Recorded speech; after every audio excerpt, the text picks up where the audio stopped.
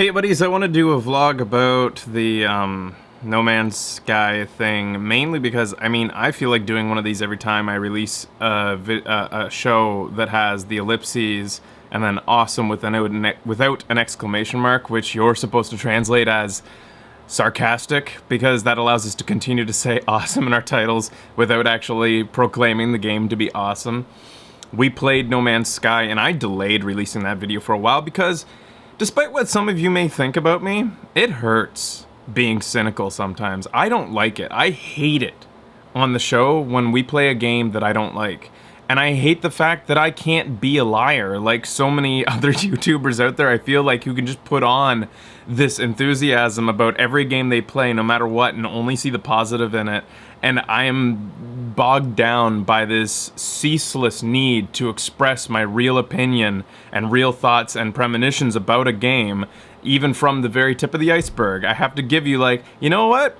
From this moment, I'm already not liking this, or something like that, and everybody calls me a cynic, and yet usually what ends up happening is my extrapolated first thoughts do become what my final opinion is. And No Man's Sky, people are like, you have to give it more time. There's no way you can judge it based on this 3-hour beginning show playthrough. Well, I logged the hours, and I can safely say after 15 more hours, I fucking hate the thing. And mainly because of its price point, and I'll get into that later. But first I just want to talk about how from the very beginning days when we saw No Man's Sky introduced, it was this pensive sort of like, that looks really fucking cool. And it's like, from the guys who made Joe Danger, wow. Like, I mean, that, I don't want to be cynical here, but this looks like a grandly, like way too grand an undertaking for such a small studio. But you know what? Let's reserve judgment and we'll see how things come out of as time goes on. Well, as time went on, we got to listen to the hyperbole of the extremely charming and bashful and coy Sean Murray. And I made fun of him from the beginning. At first it was kind of just chiding, like it was just like, you know, this guy is Mr. McHandsome who comes out on stage and just charms us. This is like, oh boy, we made this game, and oh gosh darn, I'm so glad that you're all interested in. Oh gee, I always just wanted to make this great game, and oh gosh, if you think it really is the greatest, well, I'm gonna make it $60, and that's kind of what makes me the most angry about this whole thing. And I'll just go to that right now, because that is probably why I'm so passionate about it. The fact that the game is $60, if it hadn't been, if it was a true indie title and that is what this game is, I haven't gotten into the I'm not going to review it, but I haven't gotten into the gritty details of my playthrough as I continued it off show, but it is absolutely not a AAA title in any form, and so it should not have a AAA price point, especially unless it's some sort of like technical simulator, like a pilot's like simulator or something like that, like something so niche where AAA doesn't like dictate the product value, the production value, because it's made for a very niche set of players. This is a game that I think was touted from the beginning and hyped up from the beginning, and yes, it was hyped up by its creator. Even if that snowball may have gotten away from him over time a little bit, he absolutely fed into it. That hype turned it into a game for everyone, a game that everybody almost, I think, should be interested in. As much as Minecraft was interesting to people, the idea of a seeded universe that is infinite potentially and has so much to explore, it really bit me with a bug for my desire to explore. And people have this idea, this painted picture of who I am as a gamer in my head, that I like very direct things and I don't like to explore. Well, I say to those, maybe go check out the 200-hour Dragon Age playthrough, or well, it's way more than 200 hours, or my Witcher playthrough, or any of the ones where people are begging me to stop getting lost in the hinterlands and just get on with the game. I love exploration. I love getting deep down in, and as anybody who's seen our Minecraft survival playthroughs, I like just mining. That's my favorite part of the game, is opening up a new world and just walking. That's all I like. And you can see from our earliest Minecraft show how interested I was in Minecraft and the potential that around every corner there's something new to look at. And my whole point behind that is that Minecraft did it so much better. everything somehow simpler and yet much more variety and better. And I'll get into that in a second. I just want to stay on the price point for a second. I think that that's the dirtiest thing about the whole thing and what makes me so angry. I probably wouldn't have even made this blog if it just came up for $20. It would have been a forgettable thing.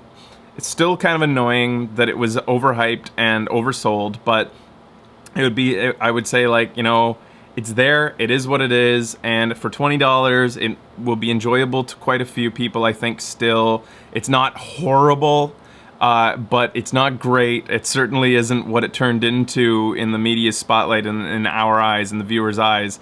And what it could have been is probably what's most annoying. Things like that would have maybe made it not as big of an issue. But the fact that I think that they decided upon their price point. Sean Murray decided upon his price point once he saw how well his sales job was doing in his interviews and the way that it was being blown up on the internet by people. And they were just painting a picture of a game that was something more than it was, I guess. But as I had to say earlier, the creator did nothing to dissuade those vague sort of structuring of the game, like that the picture they were painting based on his vague details. He was not in any way denying it, especially on just the bald-faced lie that it was a multiplayer game. It absolutely isn't. There isn't even asynchronous multiplayer, despite his frequent bringing up of Dark Souls interaction as, like we all know, is an asynchronous interaction with notes and things like that. He also brought up Journey frequently, which isn't even asynchronous. That's just straight up you interacting with a player with limited communication skills or tools, and created a magical experience, which completely, I think, changed the face of gaming and how we think about some games and how multiplayer even works. That was revolutionary.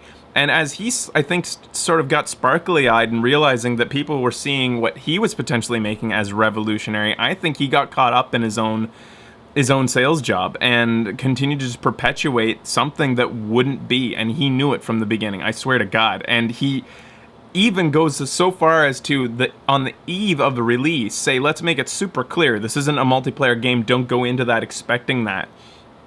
This isn't a multiplayer experience. And he's still, even to that point, and this was on the eve of it, it's like if he got in the day before everybody opened up their package, which most of them had already pre-ordered anyways, that it would be okay that he had cleared the air before it came out and that he'd be in the clear. Absolutely not, dude. You lied. You straight up lied, and you still didn't even make it super clear on that day. You said it isn't a multiplayer experience. You didn't make it clear that you will not be able to see other players in the game, even if you go and find the exact coordinates. It sucks, because I got caught up in it a little bit, even though I have to say, to my credit, if you go back to the very first days, there's a progressive cynical slide. From the first, I start just kind of poking fun at the guy, because I can tell he's a little bit pie in the sky. But I think, and I have to go find out where I started comparing him to Molyneux. I think it was pretty much the second viewing of his first E3 appearance. When I showed it to the guys, I was comparing him to Molyneux.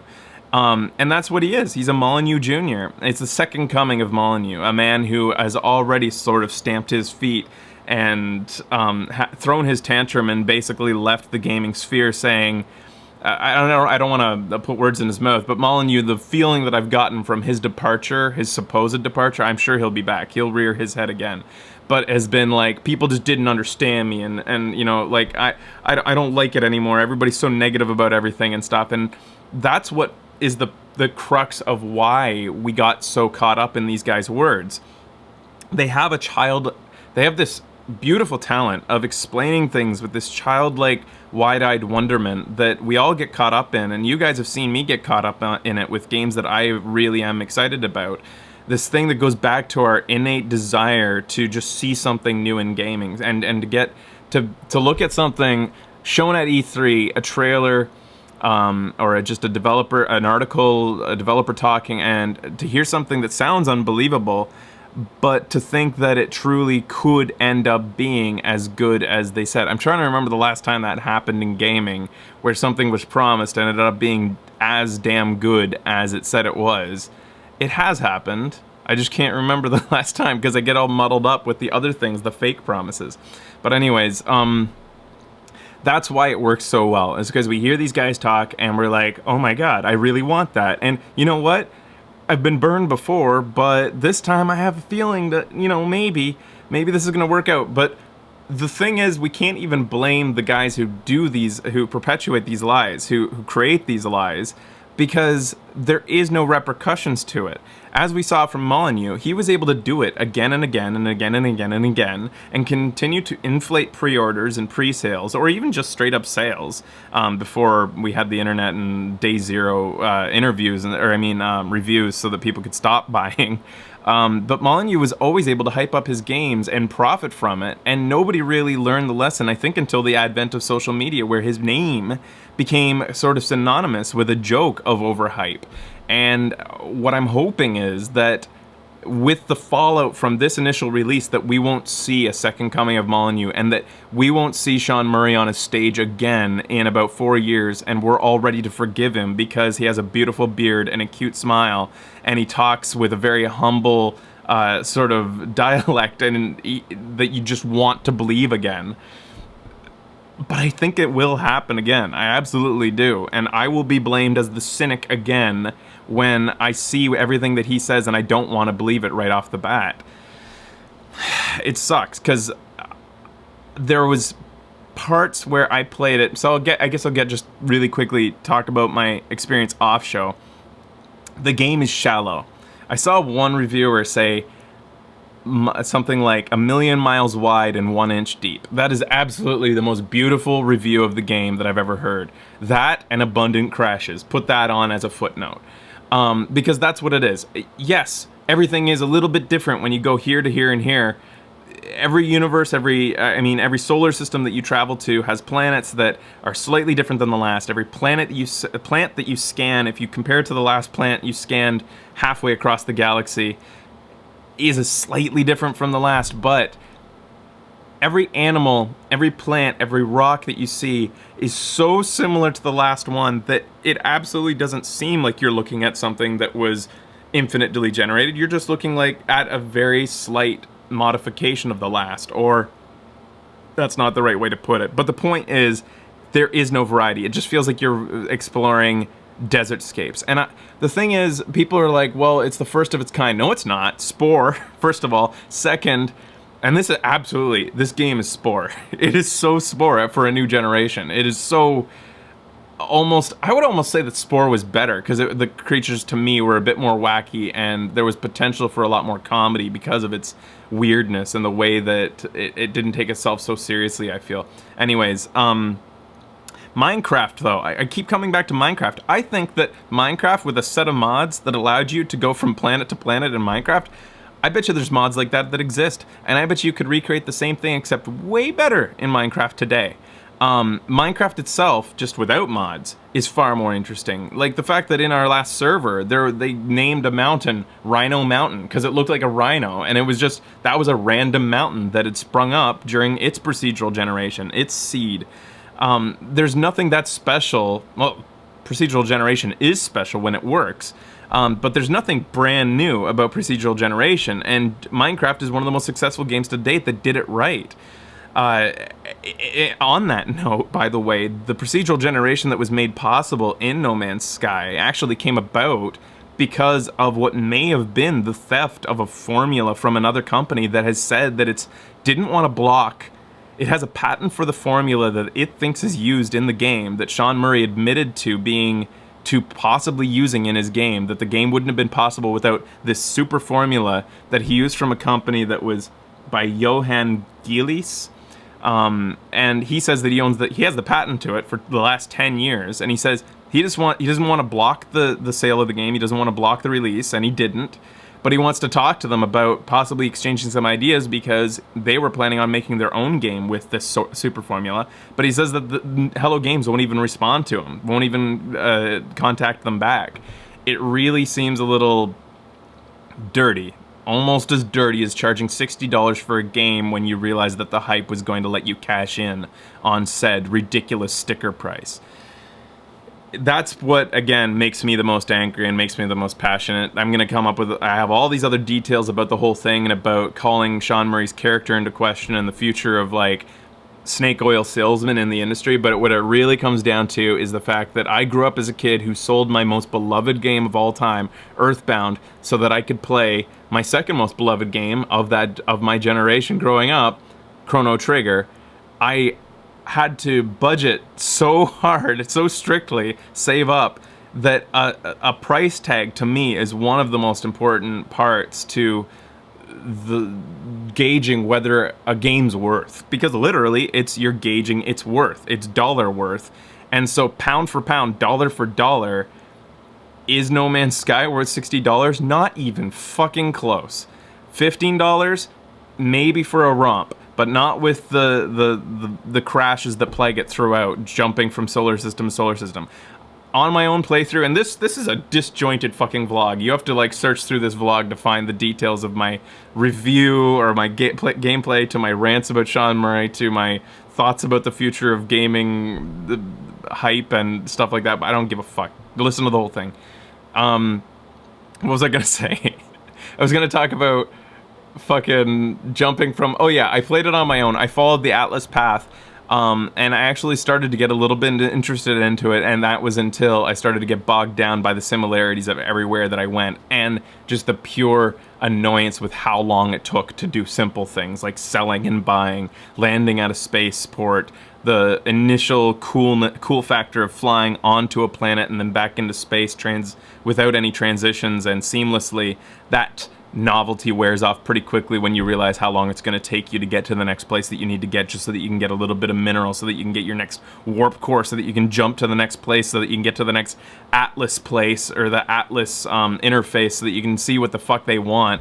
And then the hyperspace jumping, crashing about 4 times from me, is what just basically made me stop playing altogether. After finding my 3rd Atlas interface, it just wasn't worth it anymore.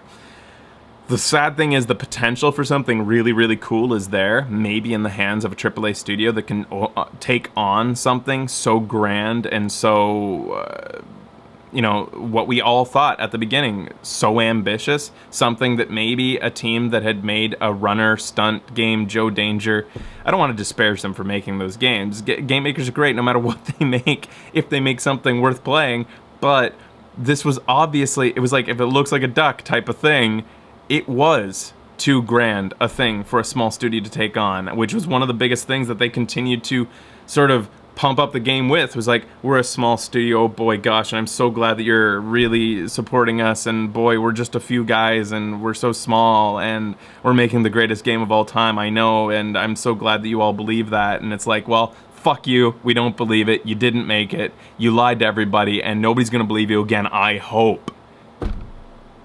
And I hate this.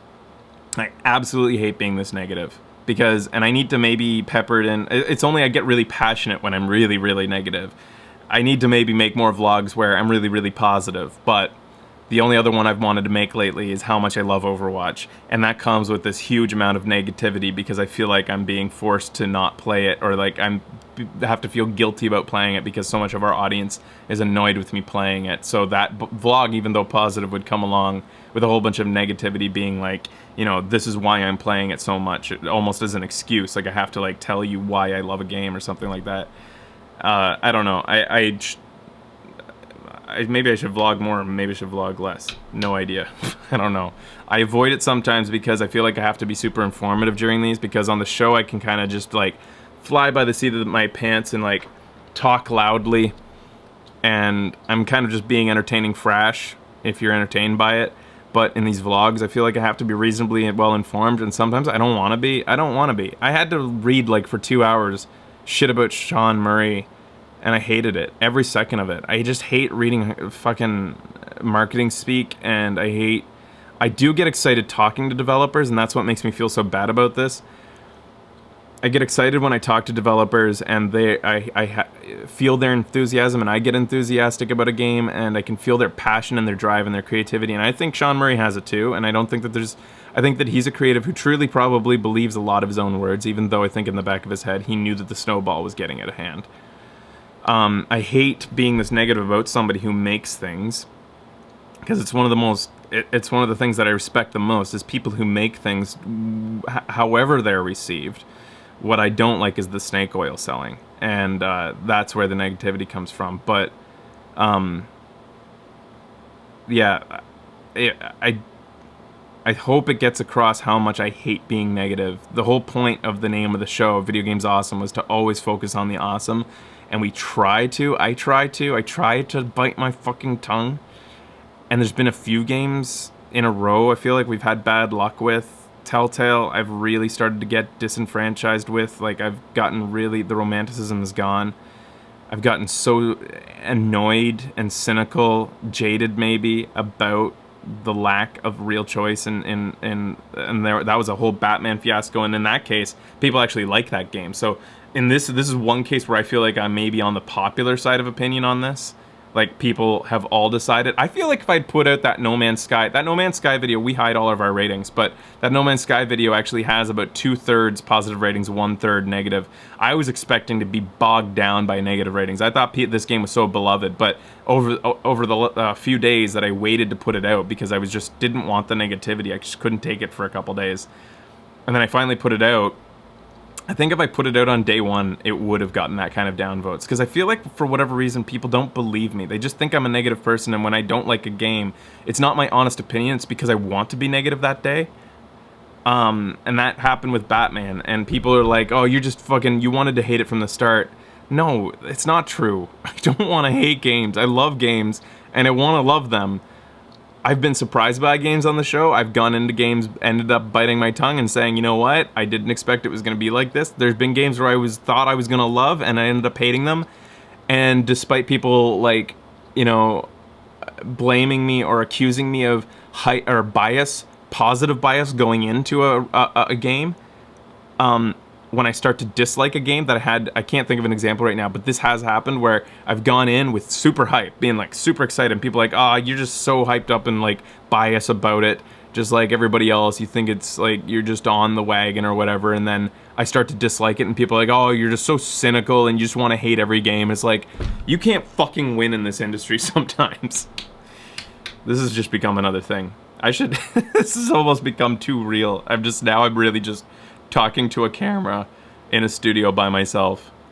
There's nobody around, and I'm just talking to the comments that I know will come. Alright, I'm gonna make another vlog. I'm gonna make that vlog about Overwatch soon. I do want to talk, just go on about how much I love it.